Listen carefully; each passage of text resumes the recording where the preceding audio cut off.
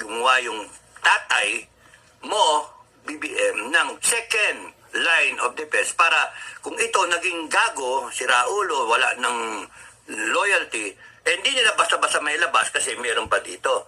Ngayon, kung nagkakontsabahan, ang ano dyan, nag-attempt yung iba, na ilabas sana. Meron nakapaglabas. Pero pagdating nila doon sa sa pag-transfer, na-hold ng FBI. So, ang daming